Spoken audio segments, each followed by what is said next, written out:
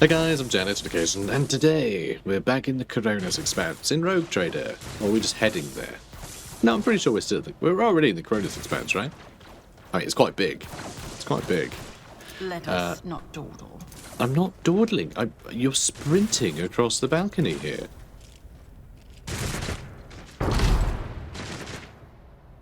Well, yeah, that seemed to do it. Ooh, who is that? Oh, here they come.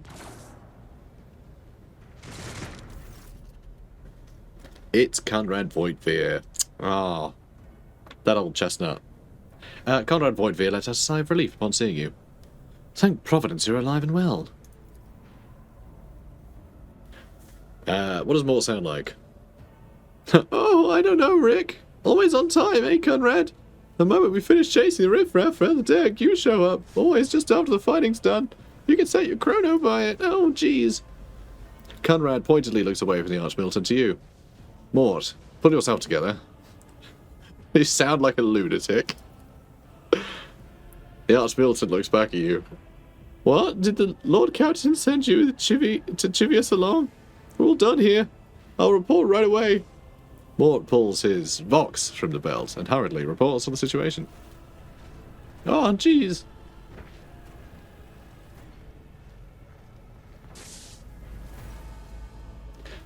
Master of Whispers, what is happening on my ship? The Voxnet is silent. Voxmaster is not responding. Armed assailants have stormed the officer's deck, and my arch-militant just destroyed several more heretics on the way here. Is this a severe case of warp madness?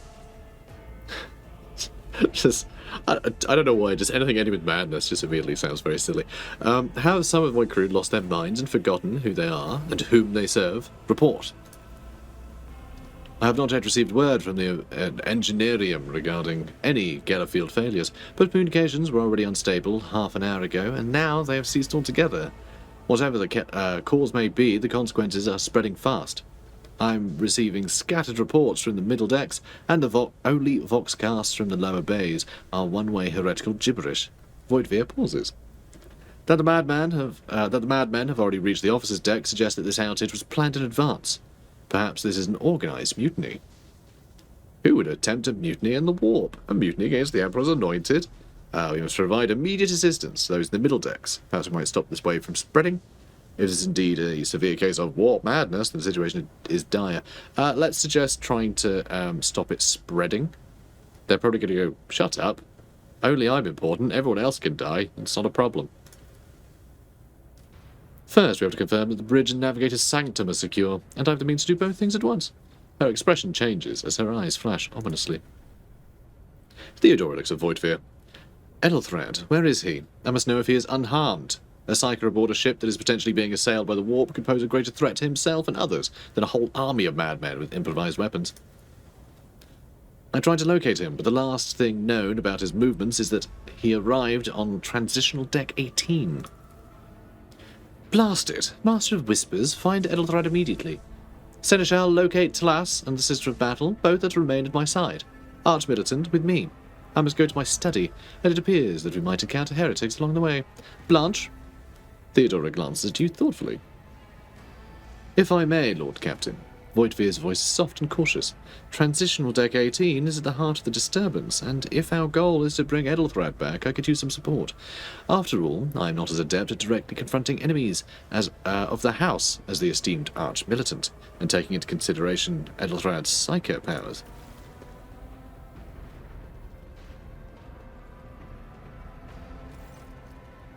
Then it's settled. Blanche, find Ethelthred and bring him here. In whatever state you find him. This elevator, she points to massive doors, leads to restricted compartments such as my personal chambers in the bridge. Do not let me down. I require you both, do you understand? In whatever state, what does that mean? I hear and obey. I shall do everything in my power. I cannot promise that I won't lose our dearest heir somewhere along the way. I shall do everything in my power. Wow, okay. Well, she's going to be a lot, isn't she? Theodora hisses in fury. Not everything in your power. You will do as I say. I'll have your heads if you fail. Is that clear? Then move out. More to come. Oh, jeez.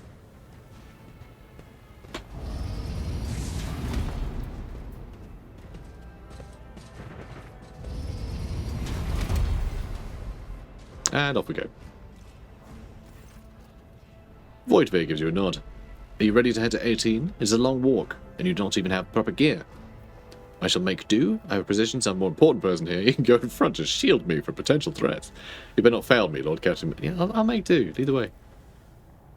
Of course you will. He rummages in his pocket for something. Lady Theodora would never have someone she can rely on as one of her heirs, but that is no longer relevant. With a pop and a sharp crackle, something hits you in the abdomen, and you are consumed by unbearable gut-wrenching pain. Oh dear. I promised you a special destiny, Blanche. It is time to fulfill it. Oh, but I don't wanna.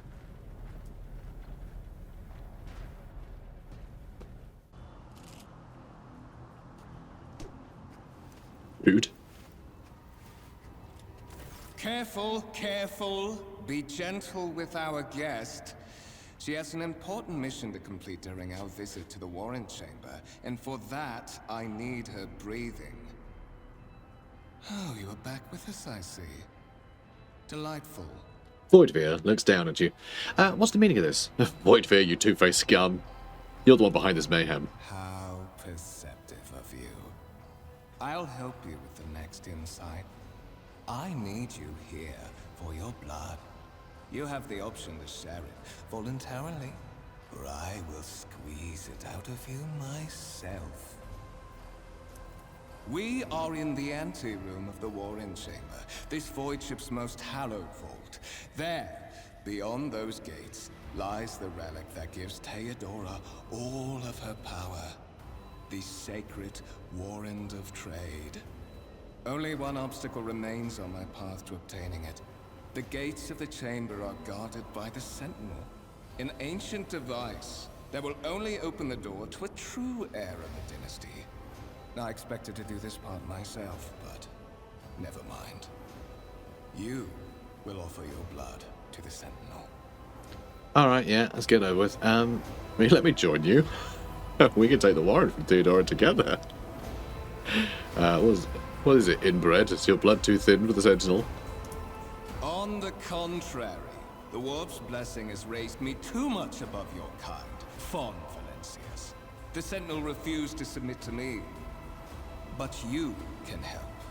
After all, isn't that what family is for? He's got warp crazy. He's got the warp madness. Coercion succeeded. It tells you if you succeeded before you even do it. That's kind of a bit of a shame, actually. Kind of like to live life on the edge, you know? But that's fine. What sorry, pathetic excuse do you even have for your apostasy, you sordid, wretched piece of Grox shit? Grox is a space cow. It's a space cow. Wretched. What do you know about wretchedness? Theodora's cur. Are you hoping to buy a grain of her indulgence with your blind loyalty? Oh, I know this delusion.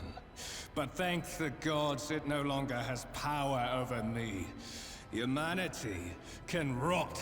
I no longer serve mortal kind. Are you looking, father?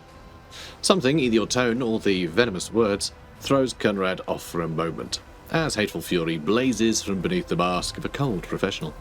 Once my work is done, I'll make that pompous wench Fon Valencius watch as I sacrifice her entire dynasty and commit their fate to the gods. And you will be the instrument by which I will accomplish this righteous act. Voidveer hesitates for a second, then produces a strange weapon, a blade without a handle that shimmers blue in the light. Skill test in dialogue. And exist. Okay, so sometimes you roll for it, and sometimes it's just an automatic success. Novel. Okay. The blade flashes in the dim light, and drops of blood appear on your palm. For a brief moment you feel nauseous. Your head is spinning, and then quiet whispers begin to flood your mind. More and more sourceless voices echo each other, drowning out your own thoughts, replacing them with a singular urge. Go to the gate. Go to the gate. Go to the gate. It's got a bit of a swing to it. Fight the voice in your head, obviously. Our willpower's not great, though. Kind of sucks. We did succeed, though. The voices in your head persist in their demands, and yet you feel this unseen chorus momentarily waver under the strength of your resolve, until the intruding influence forces you to your feet and pushes you toward the gates looming in the centre of the chamber. So we succeeded the test. And yet, it's like, oh, well done. You resisted it and did what they said. Anyway, I guess I guess it just would have been like a worse outcome. Like, we would have still walked up there, but also, like, it would have hurt a lot or something. I don't know. In the gateway arch, you see a cogitator with a human likeness built into the front panel. Yeah, computers are people, by the way. They use brains rather than actual computers because once upon a time, a Skynet happened, and so they just use people now, which is weird. As you approach, the torso twitches slightly. This is a servitor, an obedient automaton created from a lobotomized human being. The sentinel turns its head to you, one of its eye sockets lighting up with two ember-like irises. Tech use, I suppose, will examine the device. Succeeded. You carefully inspect the design of the gate cogitator. What immediately catches your eye is the strange alloy that was used as material for the machine's components, some of which are unfamiliar to you. You suspect that you are looking at a technological relic known as archaeotech, incredibly rare and powerful technology from the ancient age of humanity. So just say, by the way, you can see that, wow, we rolled a 4, brilliant. So the stats here, right? So how dice rolls work in this game, and in the tabletop game that this is based on, and also the Warhammer Fantasy version of those games, is you basically have to roll underneath your skill. So the higher the skill, the easier it is to roll a D100 below that number. Okay, but here you can see their skill value, but also difficulty modifier. So just like how in like Dungeons and Dragons, stuff has like a different difficulty class that you have to beat. You know, like there's certain difficulties that you're trying to achieve. The skill modifier sort of impacts how difficult something is to do. So if it's really hard, it might be like a -20 or -40, or like -30 generally, to make it really difficult. But if it's quite a simple thing to do, then you're going to get a big bonus to your stat. So rolling under it is way easier. So you see, we only had to get under an 80, so we had pretty low chance of failing. But so that's how that works. The servitor on the gate begins to move. With the screeching and groaning of metal, it leans forward, closer to you. Its lower jaw opens with a drawn-out shriek, much wider than the jaw of a living human could. The servitor's mouth is filled with sharp metallic fangs that glint in the dim light. The vid screen to the right of you lights up, showing strings of mysterious symbols on a green background. A whisper runs through your consciousness, insisting, demanding sacrifice. The voices that filled your head after Voidveer wounded you with his blade did not go away. On the contrary, their source coiled itself at a tight knot somewhere in the depths of your mind. We can examine the sentinel, place our hand at its jaw, look back, look for anything we use as a weapon. You look around in hopes of finding at least something that could work as a weapon. Your search is in vain. The chamber anteroom is completely empty and in perfect working condition. Nary a broken panel or a protruding piece of rebar in sight. In that case, let's examine the sentinel. The servitor looks noticeably different from the ones you're used to. Its skin covering is stitched together with copper thread, and it has metal hinges in place of the standard joints. It seems that the creators of the Sentinel did everything to ensure that the service life of this unit would be much longer than that of ordinary automatons. Look back. Did you forget something? I suggest you hurry. Alright. Stick my hand in then. The Sentinel's jaws clamp around your hand, puncturing your skin and sinking into your flesh. A few dark drops fall into the servitor's throat, and immediately you hear humming as the servo motors start up and pumps stir into motion. The vid screen of the cogitator flickers. Several long minutes pass. The Sentinel's jaws remain closed, and you are beginning to feel sick. Perhaps if you were to lean against the gate, you could catch your breath. Maybe even close your eyes and pretend none of this ever High levels of caustic humors. The subject is in a state of heightened stress. Do you require assistance? You do not understand where this quiet voice is coming from, crackling like static. Is it the Sentinel, the cogitator? Is it a figment of your wary mind? Whichever it is, clearly, you can clearly hear every word. Yes, I do require assistance. I suppose it's the onset of the warp madness. I've got the warp crazies. No, let's say yes. Absolutely, I do require assistance. Pain shoots through your head and subsides just as quickly. It would seem the entity coiled in your consciousness did not have the ability to do you any real harm. Request accepted. Initiating defense protocol.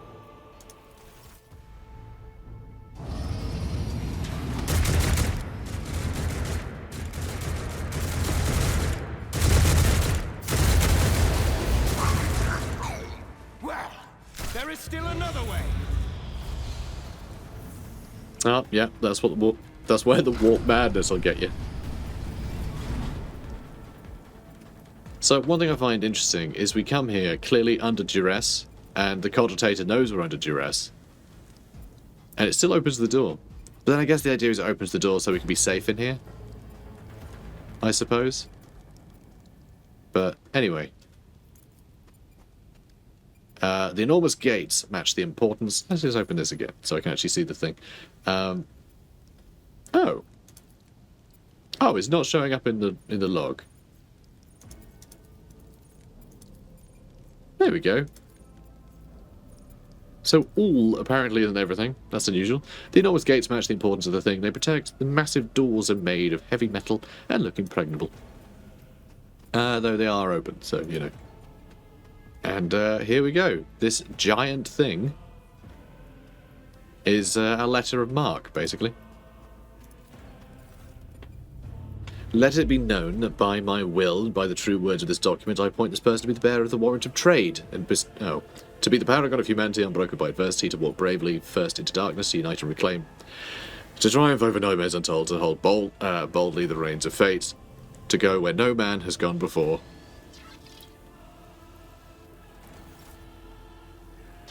Escort the child of the house to safety. Hello, Vox Skull. How's it going? You alright? Servo Skull's creaking gradually turned into comprehensible words. Oh, he's a happy little guy, isn't he? With his little horn, his little trumpet. Aw. What madness is happening here? Who are you? Who addresses me? I need to contact someone, preferably Theodora. I thought it was Theodora, but Voitvir said Theodora. So, Theodora. I need a weapon. I'm utterly defenseless. Distance from the current location to the nearest arsenal. Initiating situational calculations. The servo skull goes silent. Its relay is clicking. Second after second passes, and you realize the servo skull will not answer you. Okay, great. Contact Theodora. Voxcast frequencies disrupted. Initiating setup. Establishing connection. Ah, he just wants connection. In place of the mechanical screeching, the servo skull's Vox projects the voice of Theodora von Valancius, distorted and ridden with static, yet still recognizable beyond a doubt. Voxmaster, restore communication with the Navigator Sanctum. I am trying to contact the bridge. If anyone can hear me on this frequency, regroup all available forces and head to the upper decks at once. I repeat, regroup all available forces and head... Communication protocols breached. Signal latency assessment unavailable. Unable to establish two-way connection. What is this madness here? Who are you? Who addresses me? Temporary obnubilation following acute stress. Mobile unit of the Warren Sentinel standing by. Well, I'm glad he's here to obnubulate. Lead me away from here. Middle and upper decks. Assuming the probability of safe placement in areas of concentration of armed units. Calculating. To prevent unauthorized units from breaching the warrant chamber, preemptive sealing must be initiated.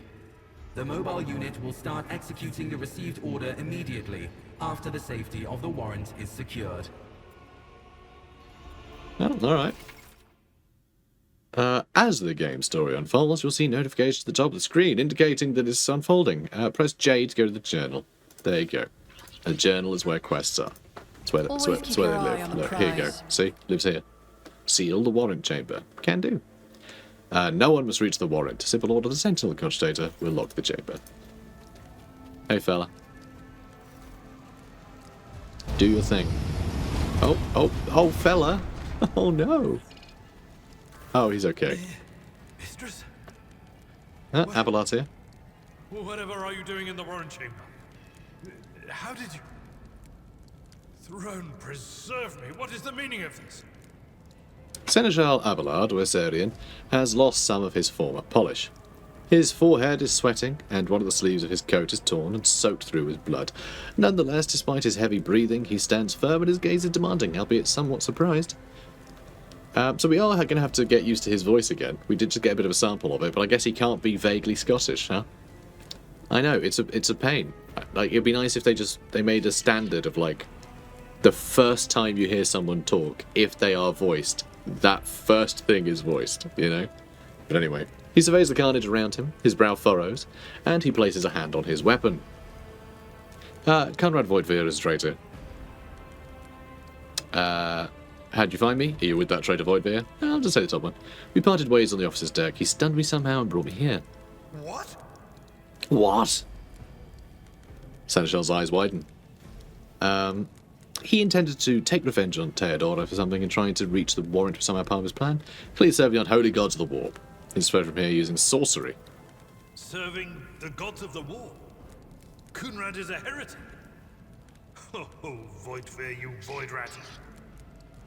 You little scamp. Madness. And this mutiny is likewise his doing, no doubt. And this mutiny is likewise his doing, no doubt. Did that sound anything like him? I hope so. Voigtveer openly admitted he is a mastermind behind the mutiny. Indubitably is what that should say. So it would seem. Just say unquestionably, it's fine. Groxseed. Then it is small wonder that the heretics are so well organized. I thought his order to seal all passages between decks was his attempt to stop the attackers from spreading to other levels. But now I see the real reason. It was to stop the enforcers from intervening. At least you are alive, and now safe, mistress. Blanche. Alas, I doubt we can afford to look for a compartment to sit out this disaster. You're in a bad way. I can treat your wounds. I have a Medicaid kit. And, for the love of the throne, now is not a good time to be walking around the decks without means of self-defense. Here. Abelard examines you critically. He hands you a weapon. Go to the inventory to equip things. Also heal and stuff. Sometimes you consult the appropriate treatise on Tactica Imperialis. I won't forget this. Okay, good. And then inventory. Press I. I for inventory. I for I want to equip things. A armored body glove. I love that they call it a body glove. It's just like Under Armour, you know? It's probably... Can I My equip gut that? tells me Nope. it's a bad She doesn't know how to use it. idea. And have a stub revolver as well. Let's just have both equipped at once. So we look like that. You know what? You know what? I'm going to go... No, come on. Okay. Sword in the right hand. Gun in the left. I like that. Looks cool. Okay. We are good to go. Down to Clown. That is a noticeable improvement. Now you're prepared for the trials ahead. I see that it fits like a glove. A body glove. Not now, Abelard. The lower decks are teeming with heretics instigating the rabble to revolt. But that is the least of our problems. The ship's enforcers are rounding up the scoundrels and suppressing the resistance. The situation on the middle decks is much worse. All those strike teams have already been dispatched there. All communication with the bridge and the engineering bay was lost. So, apart from scattered voxcasts, we have no information to go on. But that is not the worst of it all. All these jolts and shaking are most alarming.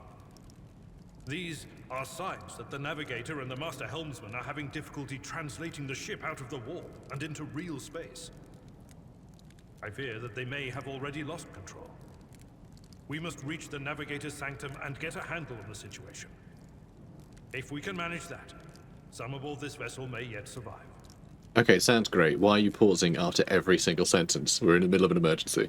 Come on now. Lead the way, Seneschal. Yeah, I think that makes sense. It's all good. Come. Should have probably told him about the transmission. The Vox Skull. A wave of static suddenly erupts from the servo skull, and you can make out Theodora's words through the noise. To arms, loyal sons and daughters of the God Emperor! Fight the heresy and corruption that threatens to consume our home, and we, with all your might, destroy those who have dared. The Lord Captain is calling her crew to battle, which means the Vox networks are set up for broadcast transmission, not message exchange. Splendid.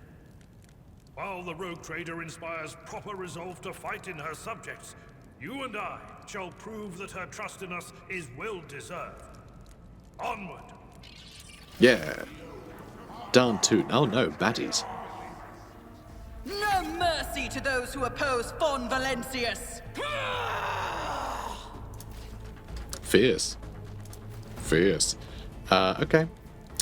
So we can start real close to the enemies here. So that's nice. Don't mind if I do. Okay, who do I want to go for? Cutthroats, cutthroats, cutthroats, cutthroats. Yeah, alright, we'll start on the same side. He can charge them and attack them, and they'll probably all go for him, and Blanche can just shoot enemies at her leisure. Oh, okay, the areas they can start are slightly squiffy. Alright, let's just do this then. Alright, let's go. Ah, Cutthroat goes first. Pain and duty go hand in hand. Friendly fire, that's fine. It's friendly. Combat abilities of characters differ depending on their archetype. Oh, that's true. That's true. So, I can just open fire on all these guys with my pistol. We'll see how that does. Your end was inevitable. That's all I got.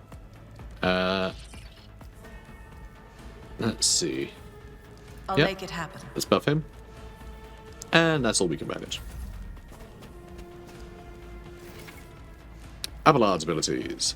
Specialise in melee combat and drawing out enemy attacks. His unique ability is Charge. He uses a melee weapon. Why be adjacent to enemies? It's fine. So Cleave attacks everybody. But let's see, I can brace for impact. Costs no AP. Oh, it can only be used once in combat, huh? Suppose I might as well use it now, right? No reason not to. Now let's Cleave. Victory is in one fewer target.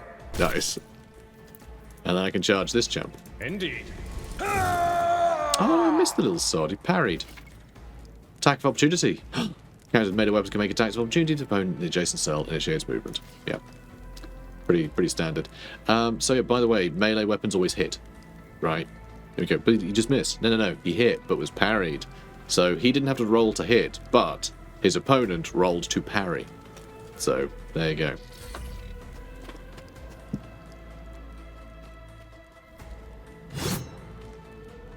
Well, looks like we're doing okay. It's nice of them to line up like that. Very nice of them to line up like that. Hi, friends. Am I going to shoot my own boy? Am I going to shoot my special boy? I mean, I could give him voice of command again. Oh, he's still got it. He's still got it. Yeah, I think I might just shoot through them. It's only 70% chance to hit him, although everyone else has far less. Yeah, I'm just in slightly the wrong place. Oh, actually, that's not too bad. Let's do that. Aw, shame. I should have just stabbed him, really. Alright, this guy's gonna go. Alright, Cleave it is. Yeah, it's Cleave. Okay, so Cleave hits, like a cone. Oh, what, they both parried? That hardly seems fair. I'd rather not. They get a lot of attacks of opportunity, but he seems to be invincible right now. Yeah, I know he missed, it's fine. Don't worry about it. I've suffered worse. Yeah, I think this is just to let us sort of play around. I'm pretty sure he's invincible at the moment. In which case, I may as well just keep blasting. Right? Another enemy down. Ooh, nice. Oh, good job. Good job. At your beck and reduced to dust. Because we don't seem to have any care about the Seneschal. You can advance the level of character companions. Hooray! Let's do that then. Waste time with pleasantries. It doesn't seem like they've changed this all that much since last time. But, actually, no, I think they've cleaned this up a bit. I remember this being just an absolute bloody nightmare. So let's put some skill up. We're going to put persuasion up even higher. Alright, I want to be the most persuasive person ever. Nice. Also, I love that it tells you where your other characters are as well, because obviously if you have a party, then you're going to fill in each other's blanks. It's always the person with the highest roll that, you know, that rolls. Or at least you can sort of pass it on to them, have them do it. But, yeah, it's just nice that it gives you a rundown of everyone, so you know, am I wasting my time trying to put up a stat that someone else can just do for me? So, it's nice. I like it. So I put persuasion up. Is that everything I needed to do? I think so. Yeah, okay, that was the one rank that got spent on that. Which is weird. You think once you'd picked what you wanted, it wouldn't then tell you what... Anyway, that's what I mean. It's a little unclear. The leveling up is made weirdly... I don't know. It's weird they were trying to put it on one page when they could just have it go from... You know, just be like a wizard. Like the character creation. You just go... You fill in the stuff, and then you go next, and it takes you to the next screen. And it gives you a summary, and you can confirm, you know? Like how they did Pathfinder. So I don't really know why they've done it this way. So carouse. Skills affected by toughness. Maybe access new dialogue. It's kind of nice. Athletics is a good one for him. I think athletics is good. Point to poisons, simulators, or alcohol. Resist negative effects. I do kind of like that. I'm wondering if you should be good at athletics, though. This shouldn't be tough. I can do carouse. I don't think any other characters are going to be really good at that. Okay, so there we go. And now we're done, so we can just quit the, you know, I all always have that a luck backup if we plan. want. So, there are piles of stuff here that we can grab. Defeated enemies have no... Yeah, they don't need their stuff. Right side, trophy... there. Items on the right side of the trophy collection window. Go to your inventory.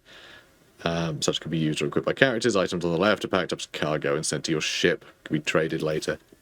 So, I mean, we don't really need all of this stuff, do we? Not really. So, Abelard has a chainsword. So, yeah, that's obviously be way... Actually, it's not that much better than just a regular sword. Yeah, not much better at all. Just 1 more damage, has 5% more armor penetration. That's pathetic. And the Las pistol, again, kind of trash. Just, yeah. Next time I'm just going to send it all in there. And then we'll see how much cargo we have. Isn't that nice? There we go, loads of cargo. So it gives us, basically, God, what's the word? Like a pallet of weaponry. You just sell as like 1 unit. So it just makes trading stuff a bit easier. You can just sort of slowly fill up these different types, which I think is a really nice way to do it. Still a lot to sort out, though. I think in a lot of games like this, just you don't really need to have everything drop loot.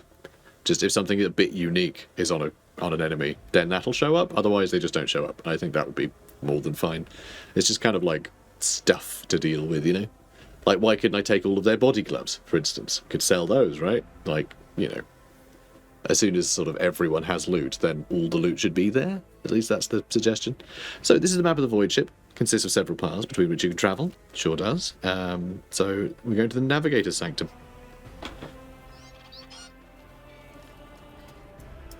Keep your wits Okay. about you. Oh, Adira's here. Hello, Adira.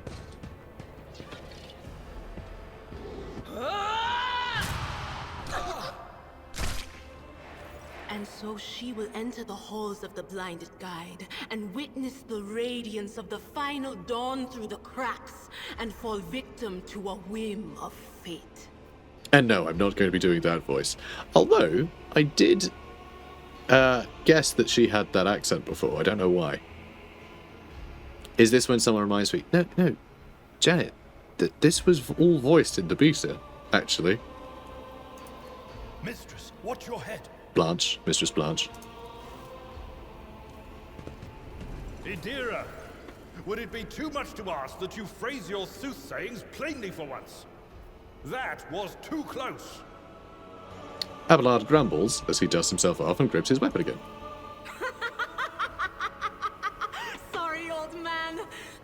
voices are so loud I can't even hear myself. They shriek, they sing, they...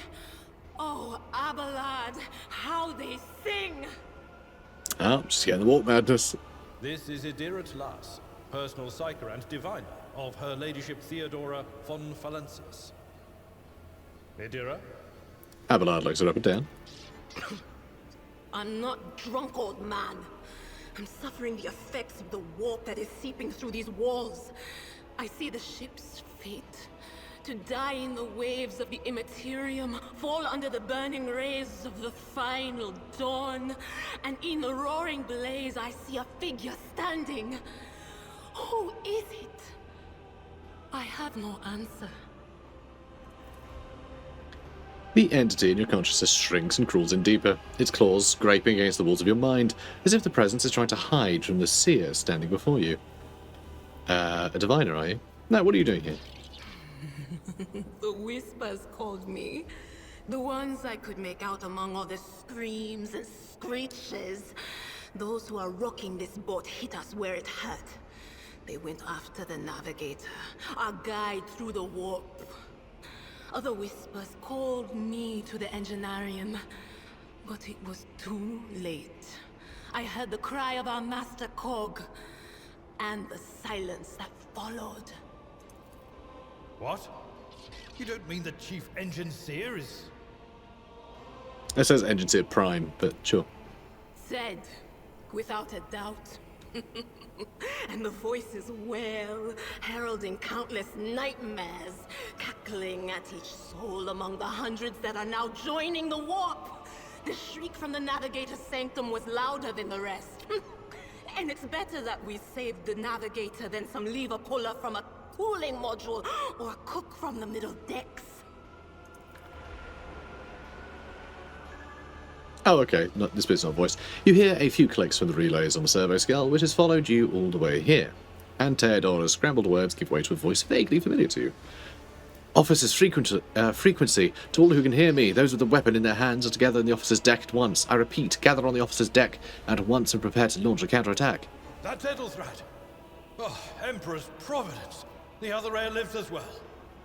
Quickly, we must head to... Not so fast, old man. If we drown in the warp, Lady Theodora's heirs won't be any good to us. If Ethelthrat's like me and hasn't yet surrendered his mind or body to the mercy of the warp, then he can still hold on a little longer without us. Yeah, fair enough. Blast it. You're right. First, we need to deal with what is happening here. Abelard spits out a florid curse. Oh no. No. Nothing is well about him. Can't you feel the chill crawling on your skin? The eyes watching you? The warp ice has already encased the bulkheads. What follows is calamity. God, this is so, like, spooky, isn't it? But we're not just going to stand here and take it, are we? The state of things in here suggests there's a navigator around. Maybe one who's crippled or at death's door, but still kicking. And since our skin hasn't peeled off our faces just yet, his third eye must be closed. At worst, it's a little roughed up. So what are we moping around for? Let's go protect that noble mutant while we're still alive. Well, alright then. Idira's joined your party, which now consists of several characters. Select one character, select the character. Although it's nice to know that backspace just selects everyone automatically. Alright, let's go. Oh, these are Baddens, huh? Not a Baddens, you know, just Baddens. Is there money to be made? A piece of pipe left a notable dent on the floor. Hey guys, this floor's dented. Guys, you not? Oh, okay, sure. Yeah, I'll catch up. Oh, I'll just go say hi. Come to chaos! So, good to see our navigator is, does have a bit of help here. Love the organ. How cool is that? Although, I think that's just painted on. Yeah, I think those pipes are just painted on. I mean, I don't blame him. Alright, we're going to shoot things. Abelard, let's get you over here, I suppose. Blanche, you stand over here. And Adira, over here. I want to keep people out of the way of her warp lightning. Adira's abilities. She's a psyker and an operative. As an operative, she can study opponents, identify their weaknesses, and her psyker abilities allow her to deal damage to them. Good. So, 4 warnings, so I can increase the target's dodge and parry by 10% at the end of turn. I think that's new. I don't think she had that at the beta, did she? Pretty nice, though. Analyze enemies. 1 enemy creature within 20-foot cell radius. Targets 1 enemy within 10 cells. Target immediately gains +2 exploits. And this just does damage, which sounds sick. Let's do damage. To the Heretic Psyker. But of course. Well, didn't quite kill him, sadly. Let's use forewarning on Abelard. Okay, she's probably going to be in a bit of trouble, because I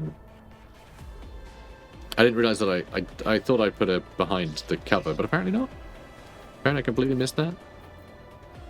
Was that you? Or... It's fine. Should be fine. My ears are ringing. Okay.